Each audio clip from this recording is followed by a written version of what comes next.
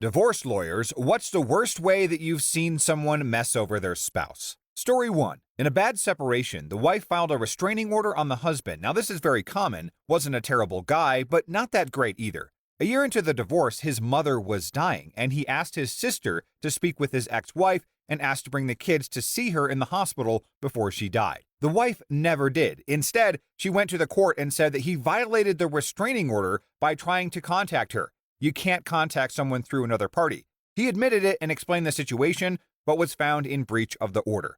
His mother died while he was locked up, and the wife never brought the kids to see her. Story 2. A story from my parents who are lawyers. So throughout the divorce proceedings, there was a car that was a huge point of contention between the husband and wife. After months and months of saying that he would never let the wife have the car, the husband concedes in exchange for something great, like one of their summer houses. It turns out that he'd been driving the car for 3 hours every day in a big loop around the city, putting thousands and thousands of miles on it, basically making it worthless. The amount of planning and spite that went into that was amazing. Yeah, that's some next level pettiness. It's one thing to refuse to give up the car, but to intentionally run up the mileage just to make it worthless is a whole other level. I can't imagine how angry the wife must have been when she found out. It's almost like the husband valued his revenge more than the value of the car itself. It's a good reminder that in divorce cases, emotions can run high and people can do some pretty crazy things. Story 3. I did some consulting work for 2 divorce attorneys when I was in grad school. Their client was a career airline pilot. His wife worked part-time, so there was a huge income disparity. It was an ugly divorce. During the process, but before the final decree, tax time rolled around, and the wife's attorney calls my guy and says her accountant just called.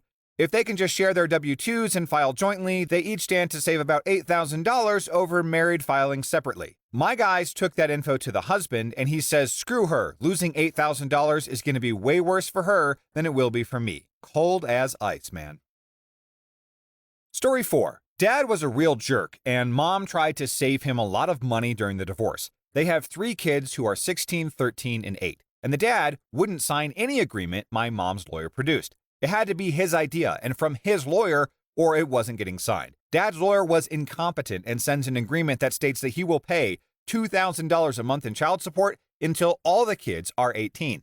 The mom tried to explain to the dad that it needed to be revised to be lower every time a child turned 18. The dad called mom the C word during that negotiation, so the mom said screw it and signed the agreement, and the dad paid the $2,000 a month for 10 years, when he should have been paying around $1,400 a month for 5 years and $700 a month for the last 5 years. Story 5. Not a lawyer, but a guy that I worked with 10 years ago. I guess it counts as revenge. I worked with a guy who really stuck it to his ex-wife.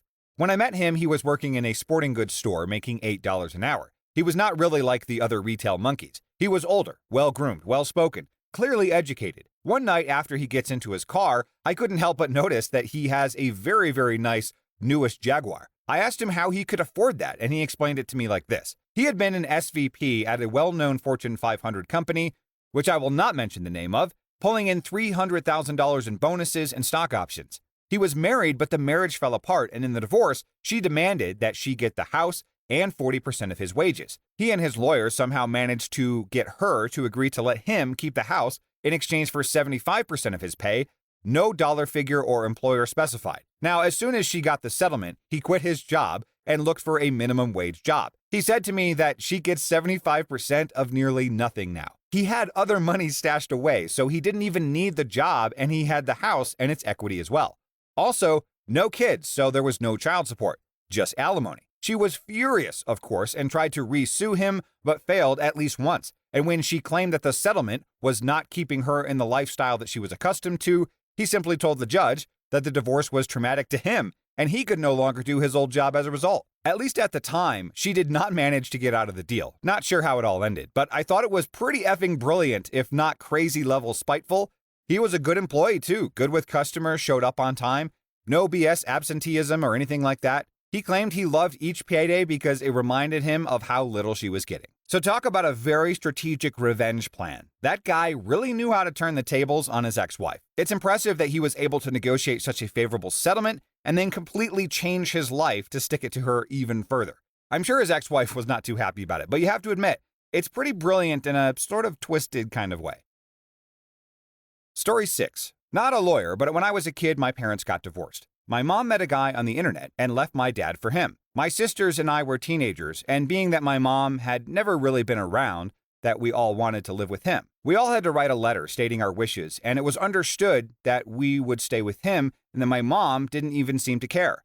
Additionally, my dad had his retirement account from his old job. He wasn't rich and all, and worked his ass off for everything that he already had. When he got hurt on the job, he could have sued, but was promised that in exchange for him not suing, they'd keep him around. Instead, they canned him, and he was left with about $100,000, I think, in his 401 Type K account that he'd been saving for nearly 30 years. Lastly, my dad had this house. It was a 3-bedroom, 1-bath brick house that was all about 800 square feet. It wasn't much at all, but my dad loved the place. My mom couldn't stand that house and wanted to move for as long as I could remember.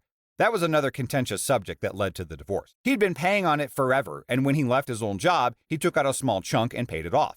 Anyway, their separation is progressing, and it's understood that we're living with him. She was so in love with this internet guy that she didn't care. He was in school halfway around the country, and she was going to move there to be with him. We knew that we'd get by just fine. Now, this seemed amicable, and it was understood how this would all play out. The day in court finally comes, and instead of what we all assumed, even my dad's lawyer, she goes to the court with all these crazy claims. He's an abusive alcoholic, he beats us, and my mom nightly. He is crazy, and no one would be safe in his care. My mom got full custody. She got 50% of his house and 50% of his retirement account. My dad was stunned. That judgment would basically bankrupt him, and in order for him to keep the house, he would essentially have to clean out his retirement account and give her everything. The night of their divorce, I went over to see him. He was almost catatonic. He just stared off into space the entire time and would mumble whenever I asked him a question. I've never seen anyone like that ever. My birthday was 2 days away, and I asked if he wanted to do something for my birthday, and he just answered with, "Well, your mom has full custody, so I will if she allows me to see you." I asked if I could drive his old truck to school since I didn't have a car, and he just said no, and that I needed to call my mom and have her pick me up. That's what I did. And in the next day of school, the day before my birthday, I'm sitting in our lunchroom when I hear, "Hey, isn't that your grandpa?" from a buddy of mine. I look over and see my grandpa and a cop making their way across the lunchroom toward me. They told me to grab my stuff, and in the office, I found my sister there as well. We rode home with them, where we were also met by my little sister, and that's where they told us that our dad had killed himself, shortly after I left the previous night. To make matters worse, it all happened so quickly that nothing had been finalized.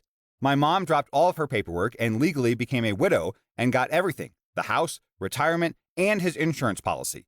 She also got Social Security benefits for us, a fact that we didn't find out until much later.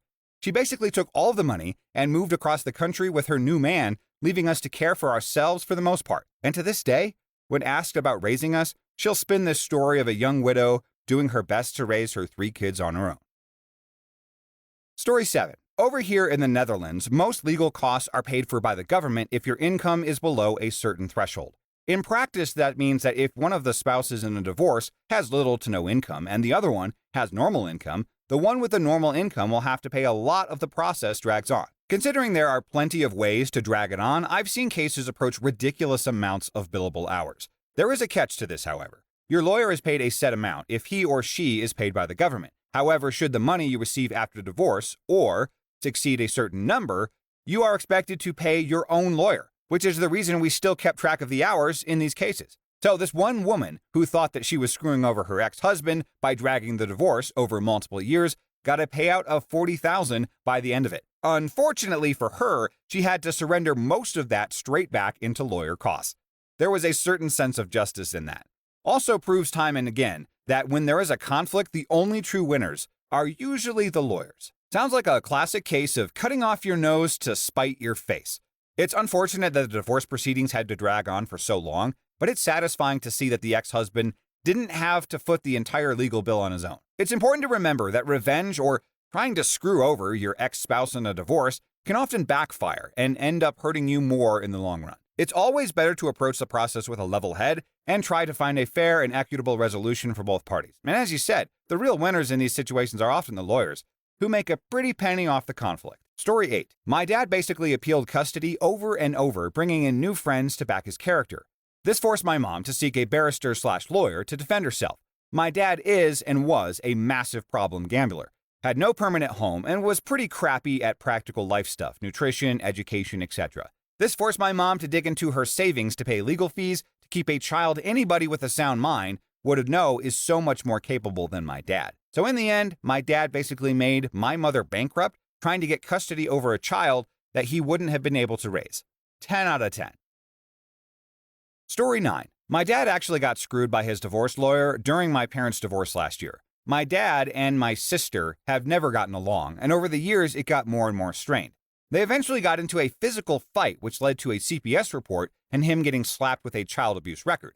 They labeled it as confirmed but isolated, so he's not on the registry and you can only see it with certain background checks. In this case, my mom was obviously going to get full custody of my sister. My mom also wanted to give my dad the house and his cars and his money pit of a boat. The lawyers decided, because my dad is stubborn as heck, that he would string along old dad. And the lawyer spent hours with my dad trying to convince him that dad could get more money and custody from my mom. They did a divorce mediation so that they wouldn't have to go to court, and the lawyer dragged it out for 4 hours. The whole time he was riling my dad up, thinking that he could get things like the original down payment on the house, half custody of my sister, my mom's car, etc. And at the end of the 4 hours of mediation, the lawyer told my dad that he should take the deal that my mom and her lawyer had originally offered in the first place, and my dad signed that.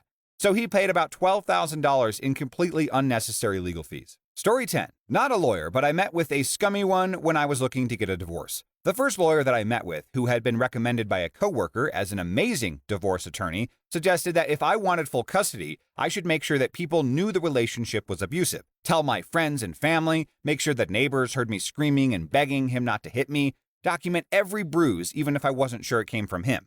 Now the thing is, my relationship wasn't abusive, and I'd already told her that multiple times. She never outright said that I should fabricate evidence or anything, but she ignored my repeated statements that there was no abuse and kept on with her detailed instructions on how to document any abuse that might happen. I got the distinct impression that she was letting me know how to create an abusive relationship out of thin air in order to get custody of my kids. I ended up not using her as an attorney for obvious reasons, and in the end my ex and I shared 50-50 physical and legal custody of our children and raised them together despite whatever issues we had with each other. I can't help but wonder, though, how many dads lost a relationship with their kids because of her zealous coaching. Yeah, it's unfortunate that you had to deal with such a scummy lawyer who was willing to suggest such unethical and potentially illegal tactics.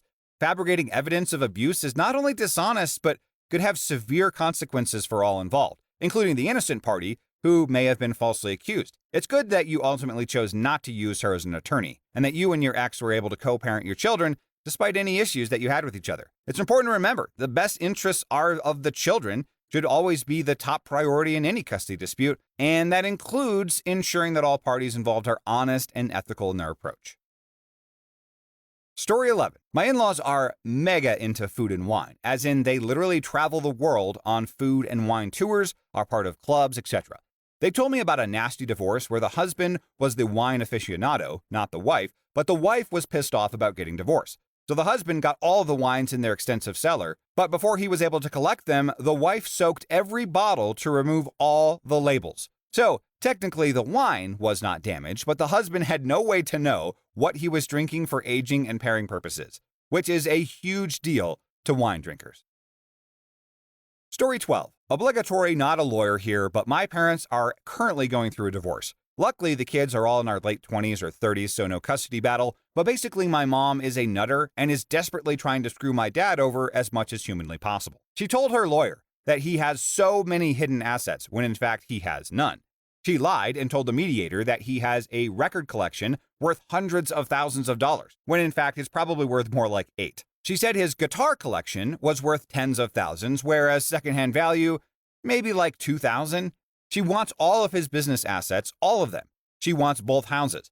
Her lawyer repeatedly reminds her that at most she'd get half of everything, but she clearly doesn't listen. Then she demanded back all of the kids, Christmas and birthday presents from our childhood, like the violin they bought me when I was 13. It's hers, obviously. Her lawyer laughed at her and reminded her, hey, that's not how divorce works. They're still in the very early mediation process, so it'll be interesting to see how the stuff goes down when they actually get started properly. Interestingly enough, despite her hollering that's all my dad's fault, she was the one that walked out and subsequently shacked up with my dad's brother, whose wife had died 3 weeks earlier. Yeah, and that's why I'm completely not in contact with my dick of a mother. Story 13. My uncle represented this guy getting a divorce from his wife of 15 years. Super toxic breakup, and they split everything 50-50. Even the land that the house that they lived in sat upon. Well, she decides to build a house right behind the other house. Mind you, this was a lot of land, probably 200 yards separating both home sites, so that the back of the houses faced each other. The house gets built, and my uncle gets a call from his client asking about the legality of the situation that he got himself into. Apparently, his ex-wife would spend a lot of time in her backyard, so he saw her all the time. What he did was buy a female dog and name it the same name as his ex-wife. And anytime he would let his dog back in from letting her out, he would yell, "Susan, you jerk, get in here." He would also yell if she was peeing on the flowers. "Susan, you jerk, quit pissing on the flowers," or "Susan, quit digging in the dirt." The ex-wife called the cops on him a couple times, but there was nothing that they could do because the dog was registered under the name of Susan. And it was in fact a jerk, so there you go. Well, it seems like this guy found an unusual way to cope with his post-divorce frustration by naming his dog after his ex-wife and berating her through the dog. It's certainly a creative way to get back at someone, but I'm not sure it's the most mature approach. I have to hand it to him, though. He found a loophole in the system, and he made it work for him. I guess this just goes to show that sometimes the best revenge is a furry, four-legged friend. In the comments, does anyone have a funny story of how someone used a loophole or manipulated the system to really get back at someone?